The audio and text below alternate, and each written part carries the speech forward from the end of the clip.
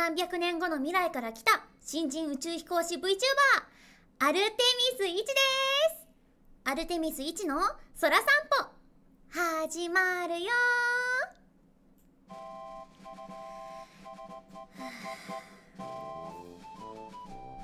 なんだろうね、この気持ち。あんなにかっこいい BGM で始まって、やっぱりこの BGM なんですね、本編は。でもね、気合い入れて頑張っていきますよ。皆さんよろしくお願いいたします。さて、2回目の配信です。来ていただいたみんな、ありがとう。おはななティー。先輩いらっしゃってる。わー、いらっしゃいませ。頑張ります。嬉しい。皆さん、音量とか大丈夫ですか？声がちっちゃいよとか大きいよとかあったら教えてくださいね。どうかしら。おはななティー、ありがとう。嬉しい。やったー。そうなんだよ、本編とさ、待機画面の落差がすごすぎてさ、風邪ひくよ私。音量大丈夫そう？オッケー、ありがとう。ちょっと待って、その感じやばいって。音量よしはやばい。待って、1の後ろいる？やめて、怖いって。2回目の配信でホラーって。早い。ホラー系のはもうちょっと先にしましょう。さあまずは1の配信のハッシュタグ、宇宙一ライブ。このハッシュタグをつけてたくさんポストしていただけると嬉しいです。初見さん、ありがとうございます。楽しんでいってくださいね。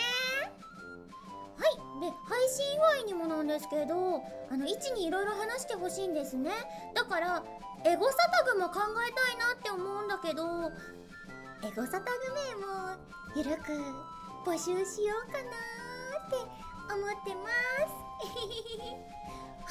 待って、もしかしてクリア先輩も来てくれてますか？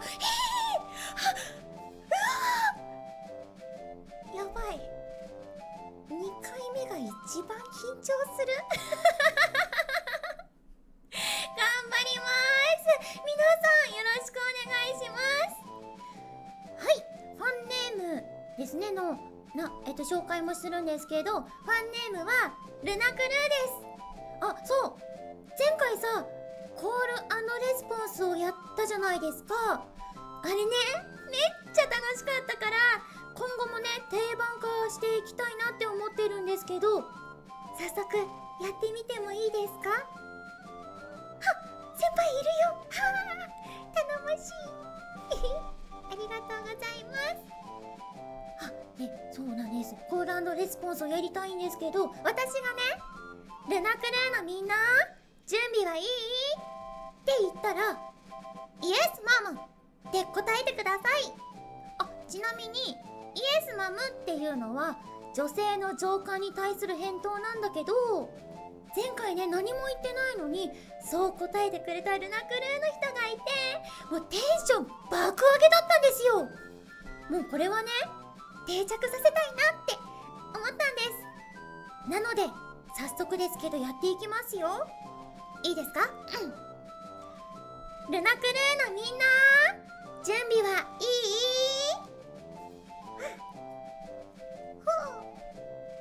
どうかな？ドキドキかっこよ。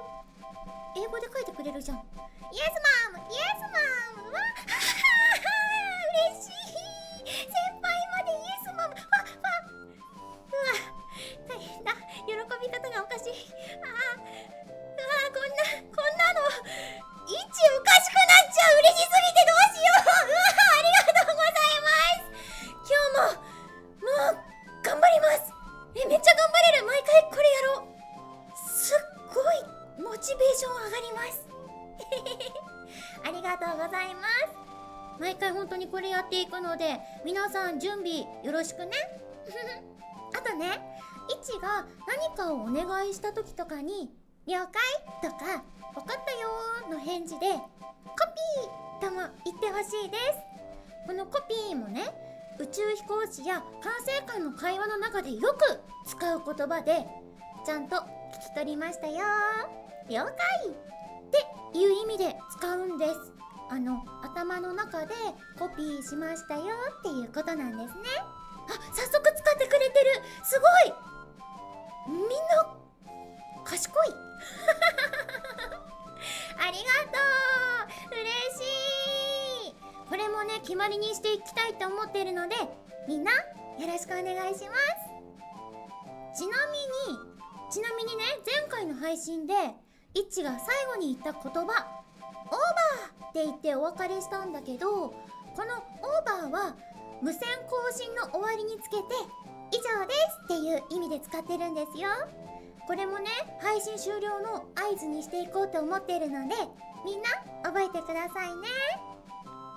さあ、2回目の今日はね、まだまだ初めましてって方がたくさんいると思うので、自己紹介をしつつ、今日は好きな宇宙映画についてみんなとお話ししたいなって思ってます。いちの好きな宇宙映画をランキング化したのでお楽しみに。みんなの好きな映画も教えてほしくてね、前回もね、準備しといてねって言ったから、前回いた人は好きな映画準備してきてくれたかな。そのね、紹介する時になったらまた教えてくださいね。特に意味はないけどヘルメットかぶってください。いいよ。はいそう、このヘルメットをね、気に入ってくださってる方も結構いて、じゃあなんだろう、このヘルメットつけて自己紹介する？いいよというわけで、じゃあヘルメットをつけながら自己紹介いきたいと思います。じゃじゃんね、まずは名前ですよ。私はアルテミス1って言います。月の女神と書いてアルテミスって呼ぶんですよ。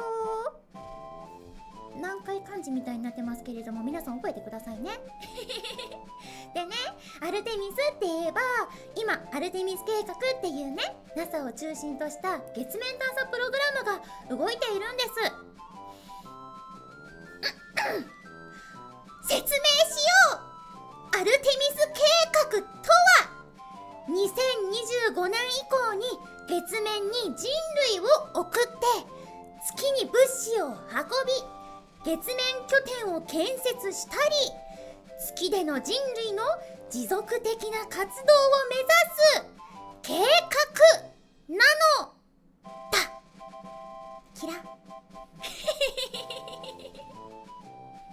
ね、こういうね、用語もさ、前回もね、説明はさせてもらってるんだけど、なかなかね、難しいことだと思うから、ちょこちょこね、説明もね、入れていこうと思ってるよでね、このね、アルテミス計画でなんだけど、宇宙船はね、オリオンって名前なんですよね。アルテミスとさ、オリオンですよ。もうかっこよくないですか？もう素敵すぎませんか？私ね、これを聞いてね、あとね、私の好きなゲームにフェイトグランドオーダーっていうのがあるんですけど、そこのね、アルテミスとオリオンの関係性とかもね、ちょっと浮かんだりとかして、もうね、位置的には大興奮なんです。皆さんもよかったら調べてみてくださいね。でね、その1はね、その人類がようやく月面拠点を作り出す、その歴史を学びに来ました。ほんでもってニックネームはなんですけど、この前ね、クリア先輩がアルルンって呼んでくれたの、すっごく気に入っちゃったので、アルルンに決めちゃおうかなって思いますだから今ね、書いてあるところには募集中って書いてるけど、もう私はアルルンですまあみんなもね、呼びやすい名前でも全然いいけど、よかったらアルルンって呼んでくださいね。はい、そして1の誕生日です。誕生日は7月の20日生まれ、月面着陸の日です。この日はね、1969年のこの日はアポロ11号が月面に着陸して、人類が初めて月面に降り立ったっていう特別な日なんです。へへアルルン、カタカナ表記かひらがな表記か、スタタイリッシュに行くならカタカナだけど、私的にはひらがなが好き。なので、じゃあひらがなであるるんって言ってください。お願いします。はい、わーい、クリア先輩採用しちゃいました。ありがとうございます。めっちゃ嬉しい。で、そうだ、何の話？月面着陸の日の話してた？はい、1話のね、誕生日は月面着陸の日なんですけど、この日はね、宇宙飛行士のニール・アームストロング氏とバズ・オルドリン氏が人類史上初めて月面歩行をした人類ということで、もうすごいんですよ皆さん。とんでもないことなんですよ、これは。私のね、尊敬する師匠はこのニール・アームストロング師匠なんです。人類初はニール師匠だったけど、再来年のちょうど今頃だから2026年の9月には約半世紀ぶりに人類が月に降り立つ予定なんです。これがまさにアルテミス計画なんですよ。すごいでしょ？その様子ね、ライブ配信でみんなで見たいなーって思ってるんだ。これはね、一のね、一つの夢なんです。みんな一緒に叶えてくださいね。1は現在18歳、宇宙大学の1年生です。まだね、本当に勉強中なんですよ、1は。あんまりたくさんのことは知らないし、詳しいこともこれからって感じなんだけど、これからみんなと一緒に勉強しながら宇宙のことを伝えるナビゲーターとして頑張っていきます。応援よろしくお願いします。住んでるところは言うか、月生まれ月育ち、浮いてるやつは大体友達っていうね、スタンスでやってるんですけど、今はね LEO のね宇宙船で生活してます。で、これもねちゃんと説明をしなければなるまいですね。 LEO っていうのは地球低軌道のことなんですけど、地球の周りを回る軌道のうち比較的低い高度に位置する軌道のことなんですね。具体的には高度約 160km から 2000km までの範囲にあることのことを言います。国際宇宙ステーション、通称 ISS は LEO にありまして、地球から約 400km 上空を飛んでいます。まあそうですね。どうかな、この説明で皆さんなんとなくわかりますかね。あとね、結構コメントで来てたんだけど、地上にはねよく降りるんですかってあったんですけど、めっちゃ降りてます。スーパーとか買い物に行ってますよ。この間ね、お月見バーガーも食べたんだよ。めっちゃ美味しかった。いやー、あれはもうたまんないですよ。皆さんはどうですか？お月見バーガーとか食べましたか？どうかな？お、そうですよ。もうね、師匠たちはね、もうこの300年後の未来も語り継がれています。そうたまにね、そう夜空を横切っていくキラキラーっとしているものが ISS です。そう、ISS っていうのは国際宇宙ステーションのことなんです。よかったら国際宇宙ステーションとは ISS っていうのも覚えていただけると嬉しいです。よくね、宇宙のニュースとか記事とかはね ISS って書かれてることが多いから、これね覚えとくといいですよ皆さん。また皆さんも宇宙について一つ詳しくなりましたね。ありがとうございます。さあ続きましてはこちら、じゃじゃーん、1の初出し情報、好きなものシリーズです。好きな食べ物からまず紹介しようかな。好きな食べ物はアポロチョコ。いや、これはね、やっぱりね、位置にすごくね、ゆかりのあるアポロ11号の形をねしているチョコだから気になっちゃうし、いっぱい食べてたらね、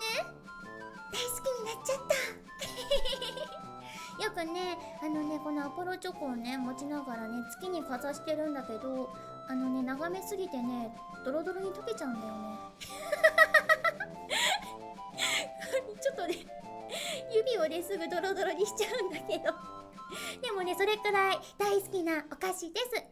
あとフルーツが好き。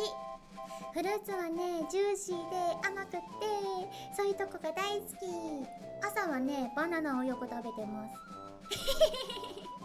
バナナ美味しいんだよ。普通にそのまま食べても美味しいし、凍らせても美味しいし、ジュースにしても美味しいし、フルーツは万能なんです。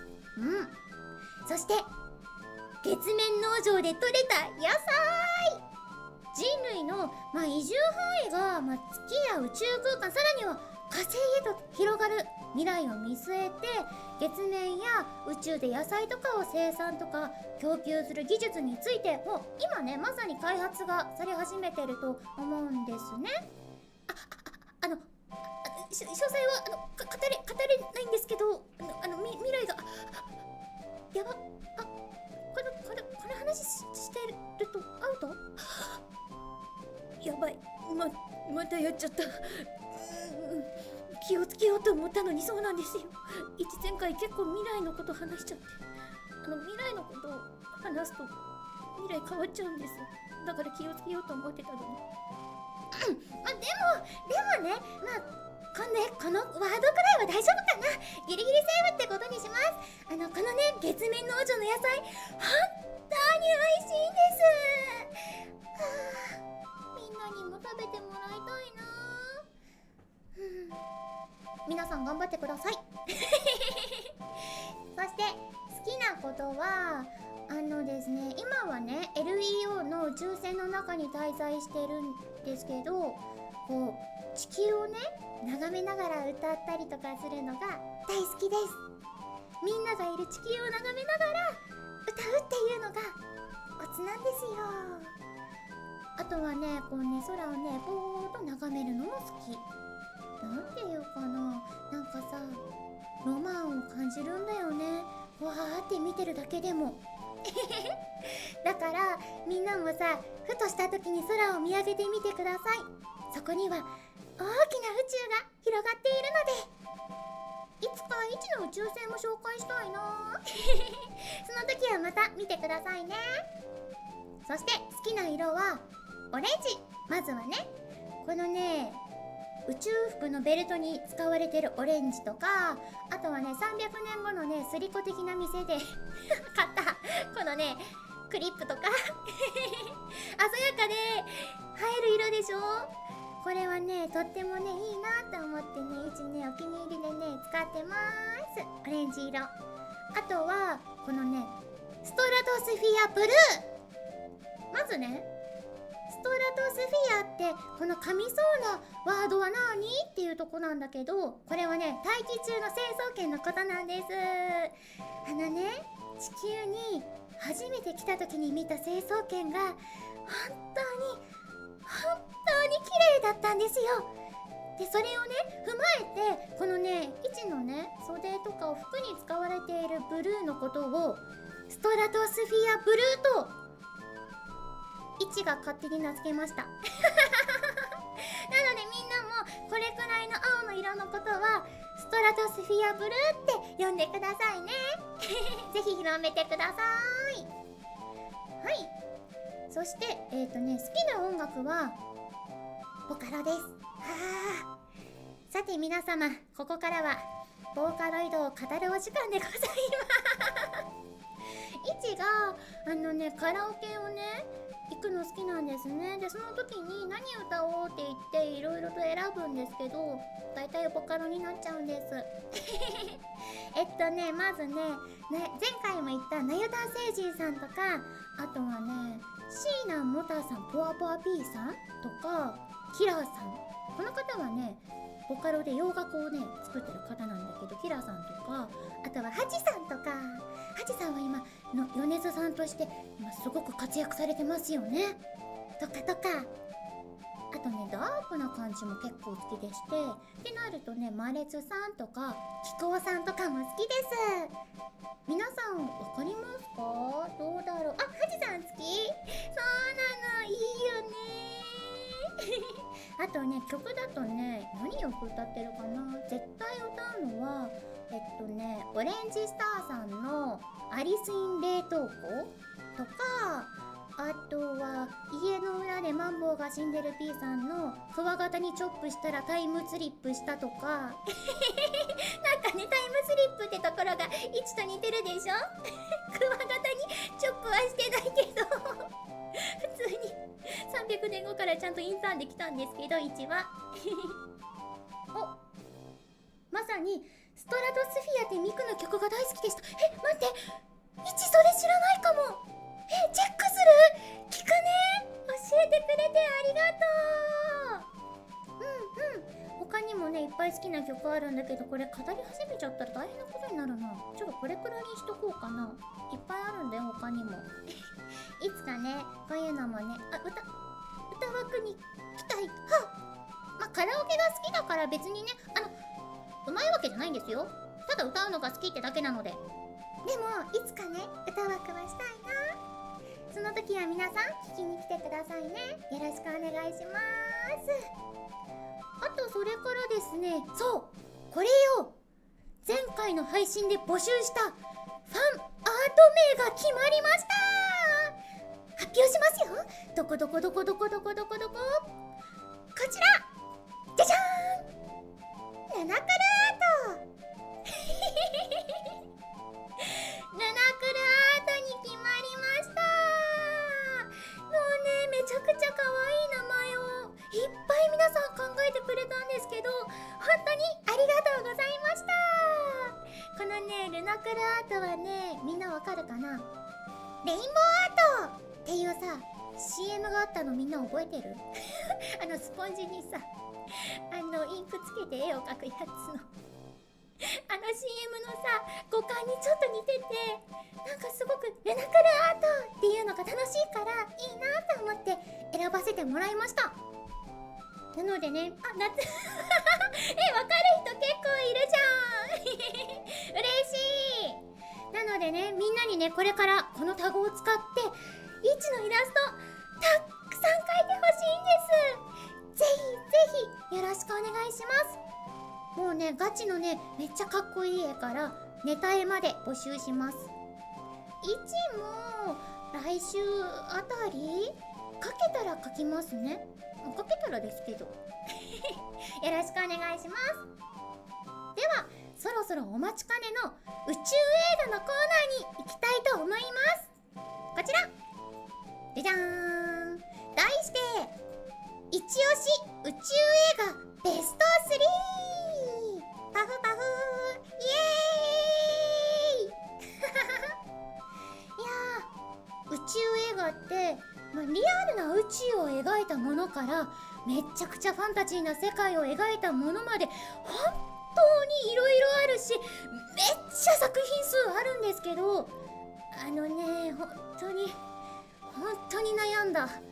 一番最初にね、紹介するからさ、もうまずは何にしようと思って。でもイチがこれまでにね見た宇宙映画の中からは好きなものをね3つ選ばせていただきました。イチだけにイチ押しそ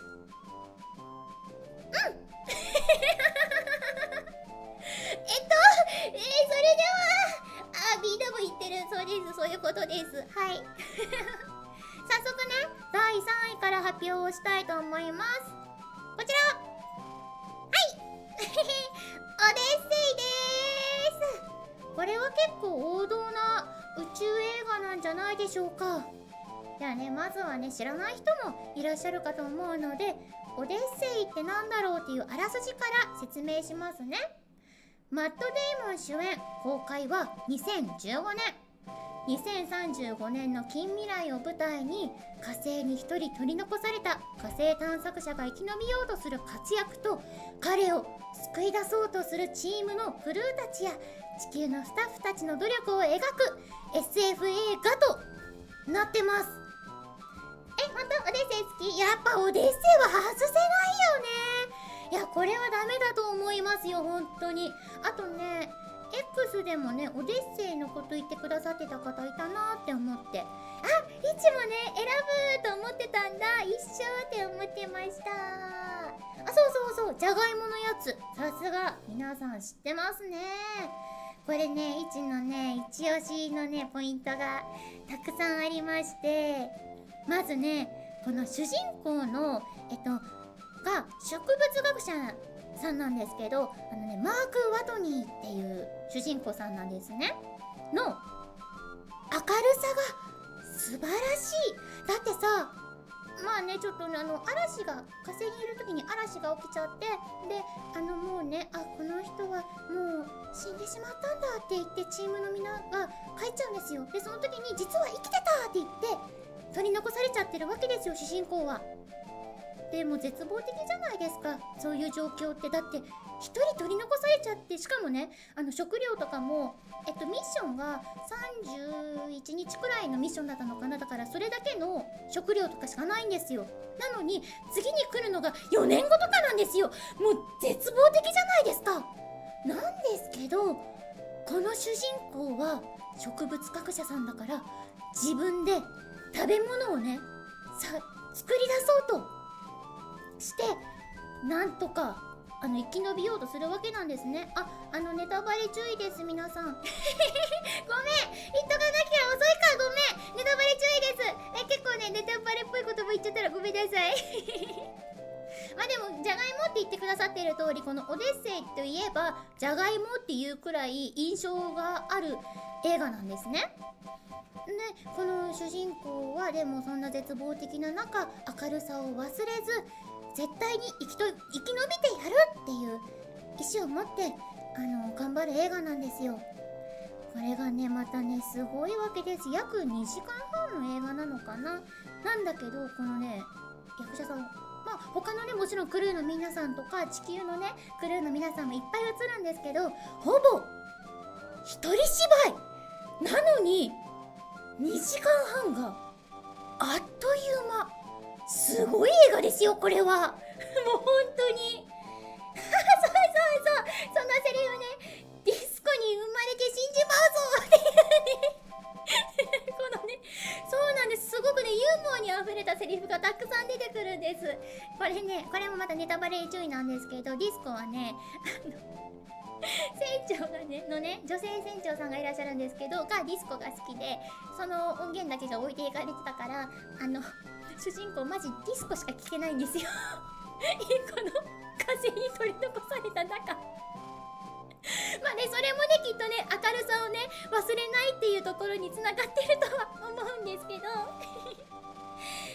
いっぱい語ってると時間なくなっちゃうから、ちょっとこの辺にしとこう。でね、このね中でオデッセイの中でこれさらにそうじゃがいもを作るっていうところで、まあ栽培って本当にできるんだろうかっていう、まあねちょっとファンタジーは含まれてたんですけど、実はねこれねデジタルブラストは現在ね北海道大学の藤田教授と共同で、将来宇宙で農業をやる時代に備えて重力が少ない状況における植物の基本的な研究をもう今まさにしてるんですよ。本当にやってるんです。で月面農場の実現にも本当つながる研究なんですよ。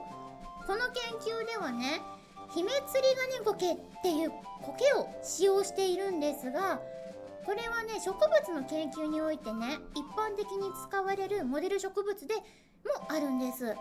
これもね覚えておいて損はないですよっていうところもあって、実際オデッセイっていうのは、まあ、リアルに近い SF 映画だったんだけれども、本当に今これをリアルにしようともうね現代の天才たちが進めていってるんです。これって本当にすごくないですか？ロマンがあります。あ、これ本当に語り始めちゃうと止まらないから第2位を発表します。こちら、トレジャープラネットです。これはねアニメ作品なんですよ。じゃあこれもねあらすじをね説明しますね。これはねディズニー映画です。公開は2002年。宇宙を舞台にした冒険物語で、あれなんですよ。宝島って皆さん知ってますかをモチーフにした映画なんですけど、こちら少年ジム・ホーキンスは伝説の宝を求める航海に出発するんです。ロボットのベンや宇宙海賊と共に危険な冒険を繰り広げながら友情や成長を経験、真の宝の意味を見つける旅物語となっています。これね、ちょっとね、映画の本当はね、ちょっと結構ね、この映画マイナーなんですよ。なんでマイナーなんだ、すごくいい映画なのに。なんですけど、これディズニー映画っていうところもあって、ちょっとね、映画の画像が出せないから、皆さんよかったらググってください。ググって、それこれなんだって思いながら1の話聞いてみてくださいね。見たことない？初耳の人やっぱ多いな。じゃあここで今日しよう。これはね、一押しポイントとしてはそう、さっきも言ったんだけど、宝島が原作なんですよ。舞台を海から宇宙っていう海に変更してるんですね。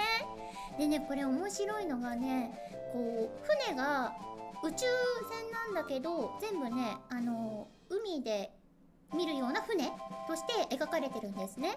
で、そこで、宇宙にこの海に行くからやっぱ重力でふわって浮いちゃうじゃないですか。で、そこで人工重力装置とかを使っていたりとか、マストの部分がソーラーセイルって呼ばれるものになっていて、太陽光の力とジェットの力で宇宙を旅するっていうような設定とか、結構ね、なんかちょっとドキドキワクワクするような設定がたくさん詰まってるんです。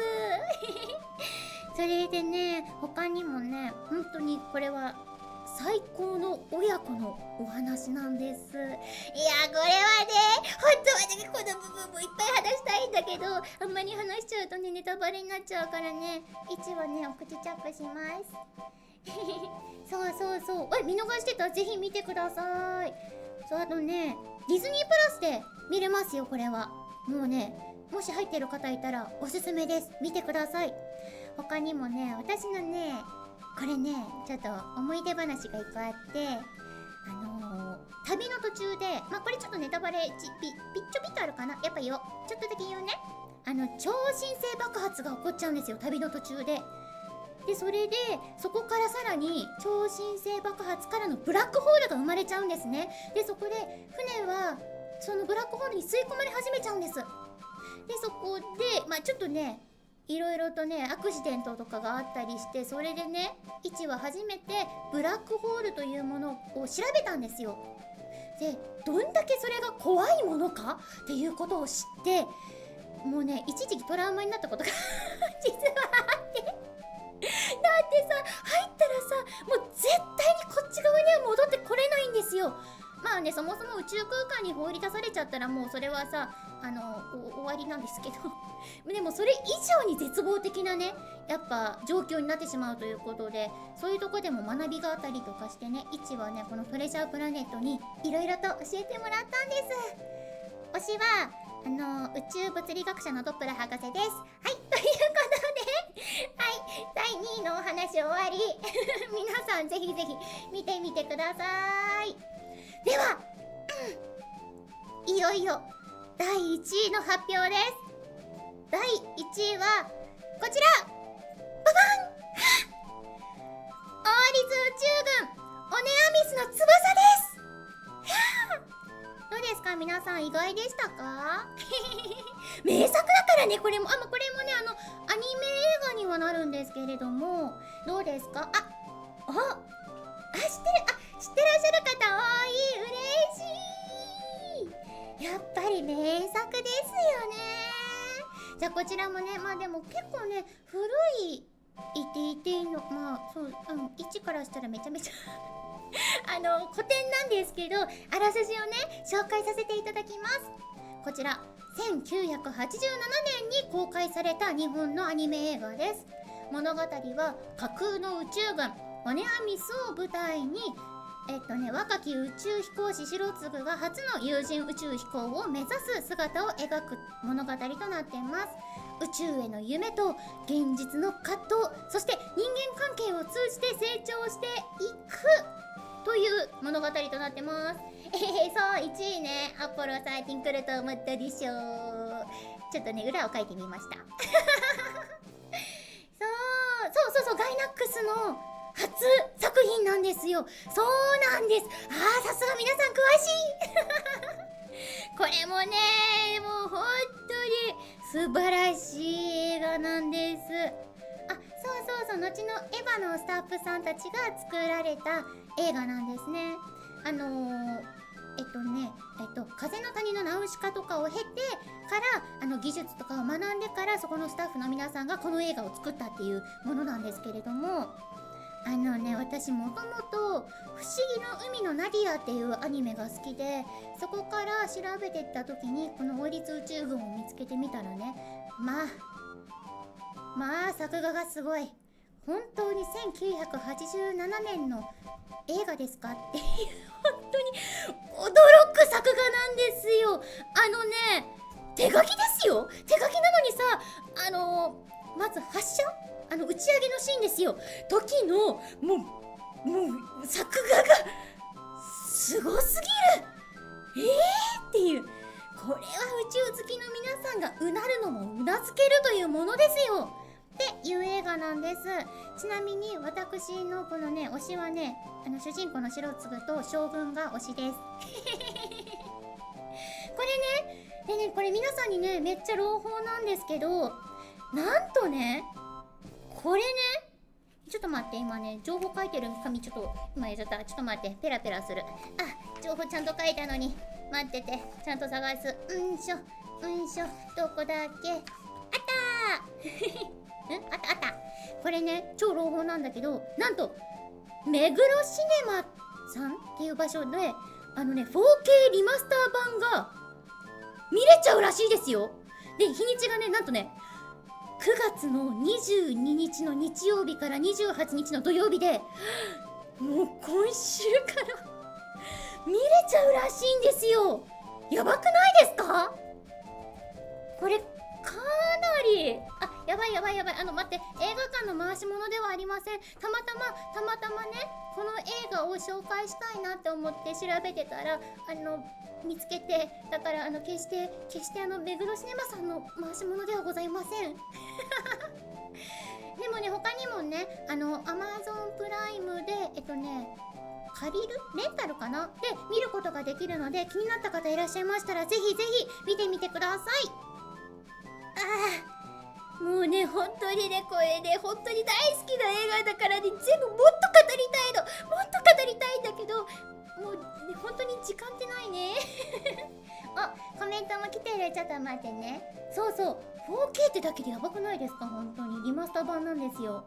でもね、これね、なんだっけな、結構予約制っていうか、ミニシネマっていうのかな。だからなんか予約とかをね事前にしなきゃいけないらしくって、多分ねいっぱいいたらね抽選とかになるんだと思う。なので見たいなと思った方いらっしゃいましたら、早めにちょっと検索どっかしてみてくださいね。回し物じゃないですよ。すごいなんか宣伝してるみたいになっちゃった。違いますからね。でもね、ぜひ見てみてください。ね、本当にね、この3作品以外にも他にもね好きな宇宙映画がいっぱいあるんです。今回はねアニメ系とかちょっとフィクション系のね映画のご紹介をさせてもらったんだけど、またねリアルな本当に忠実に基づいたもの、現実に基づいたものの宇宙映画もたくさんあるので、いつかその宇宙映画も紹介できたらなって思ってます。なのでまた機会があったら紹介しますね。さあ、みんなのね好きな宇宙映画も教えてほしいんだ。だからね、みんなちょっとコメントでどんどん書いてってください。お願いします。待ってるよ。何が好きかな、みんなは。待って、風猫さん、ゼログラビティとかインターステラーとかも好き。イチも好き。これも語りたいね。まどかさん、インターステラー好きですか？インターステラーいいですよね。本当に現実にまた形は基づきながらもちょっとやっぱフィクションもあるんですけど、すすごく説得力のある映画というか、もう賞をいくつも取っていることがうなずける映画ですよね。これわかんスター・ウォーズはいいですよね。でもね、1結構穴開いてるんだ。1は見たかなっていう感じでさ、これもちゃんと追って見ていきたいな。ファーストマンね、いいよね。ルシファーさんはアポロ13は子供の頃宇宙開発に興味持つきっかけになった映画ですって。やはり映画っていうものはロマンがあって、皆さんの心に宇宙を届けてるんですね。いい。台湾混ぜそば協さん、マクロス愛覚えていますか？覚えていますかですよね。これもいいですよね。またマクロスもですね、書き込みがすごいんですよ、これが。また熱くなっちゃう。すいません、ちょっとここまでだいぶ興奮してたんで、一回深呼吸を挟みました。エイリアンもね、宇宙映画に入りますよ。もちろんです。それ言えば ET だって入りますしね。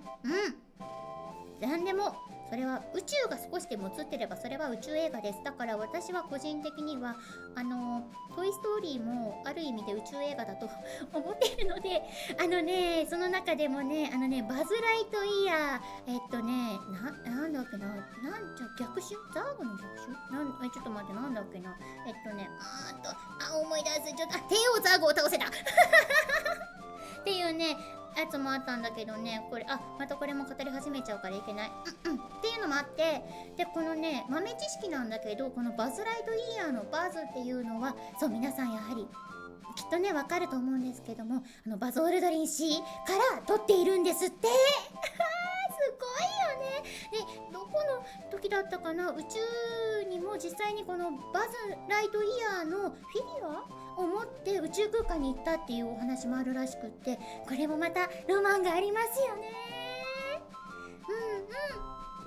そうなんですよね。やはりと言いますか、トランスフォーマーももちろん含んでください。それも宇宙映画です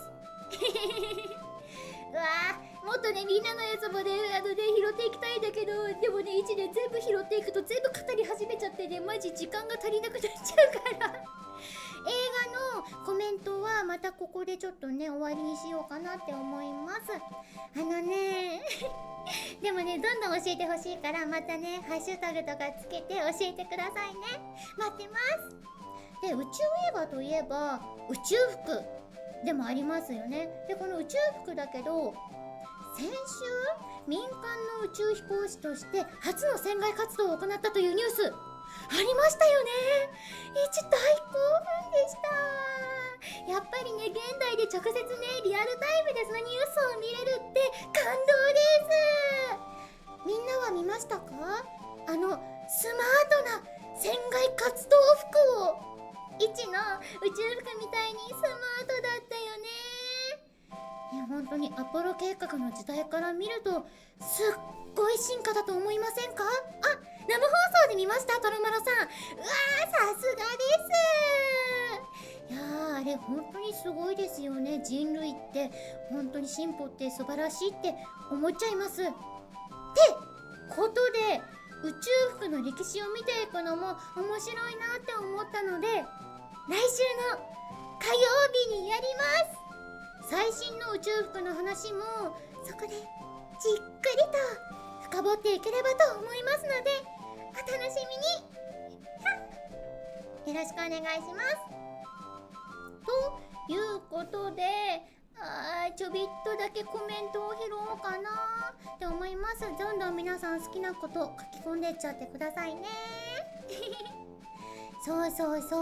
いやー、ロマンだな。でもほんとさっきの宇宙映画じゃないけどさ、宇宙にまずロケットを飛ばしたわけじゃないですか。でもそれをさ、どうしてそうしようかって思ったのってさ、物語、小説を見てからっていう話じゃないですか。フィクションからなんですよ、始まりって。でもそこから本当にね、この世の天才たちが本当にそれを実現したいって言って、天才たちがね、力を合わせて作っていったものなので、フィクションっていうものは決して本当の嘘ではない、それは現実になることなんだってすっごく感じたので、今ね宇宙を気になってる人とか、こういうのがあったらいいなって思ってる方がいたら、どんどん発信してください。それが未来につながるので、ぜひよろしくお願いします。いちも宇宙のこと広めるの頑張るよーね。あ、なに、ちょっと待ってよ、またそういうコメントがあるじゃん。今年の日本シリーズどこが勝ったんですか。だからそれは言えないんだってば、もうダメなんだって言ったじゃないですか。それはさ、おこだよ、いち、本当に。はあ、もうちょっといち、ちょっとおこで言うよ、本当に。だからさ、マジでさ、未来のこと言ったらさ、未来変わるって言ったじゃん。ダメって言ってんじゃん。あんまそういうこと聞かないでってば。はいはい、いち怒りました。夏助かるってなーに。ちょっとどういうこと。いやー、みんな好きだね、いちのお小顔。もうあんまり怒らせないでください。一応笑顔でいたいです。あ、イエスマン、はーい。あ、初見さんいらっしゃいませ。今ね、みんなにコメントを書いてもらってね、いちがね、答えてるね、ところです。ゆえさんかな。これからもよろしくね。他にも何か皆さん聞きたいことあったらどうぞ。どうかな、何かありますか。そうよ、未来ってね、大切にね、守っていかなきゃいけないから。結構ね、これも研修で言われるんだ。まず大学でさ、教授に本当に結構ね、インターンだからさ、いろんな人がそうやってやってるわけなんだけど、言われるんで、絶対に未来の技術を過去には持ち込んじゃダメってすっごいもう口酸っぱく言われるの。だからダメ。あ、ちょっと待って、道理でなんかさ、ずっとさ、息苦しいと思ったらヘルメットしてた。道理で暑いなと思ったんだ。ちょっと外すね。は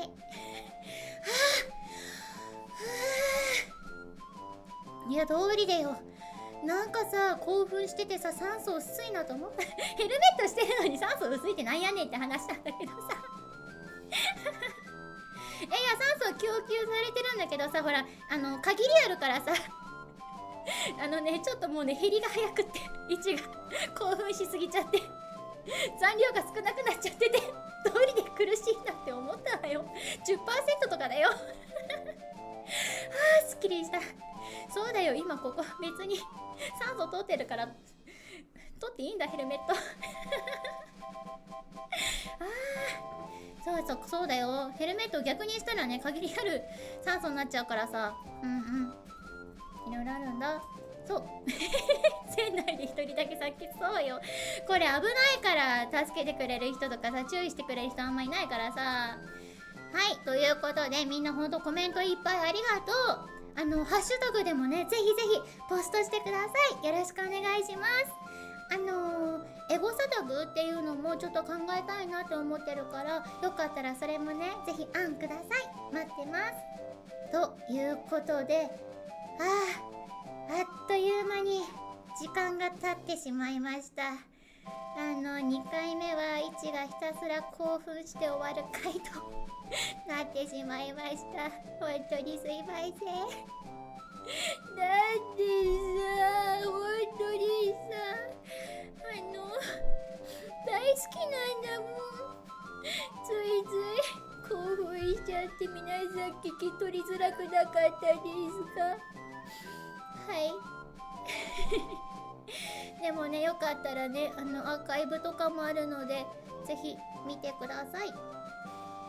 本日はこれで終了ですが、本当に宇宙映画の話は盛り上がりましたね。またしたいと思いますので、よろしくお願いします。みんな、最後まで聞いてくれてありがとう。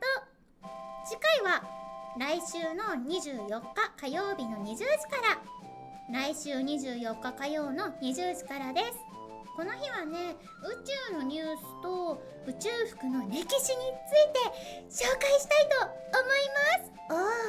なんだか宇宙のことをお伝えするナビゲーターっぽい回になりそうです。お楽しみに。それではみんな、アツルナティこれにて配信終了。オーバー。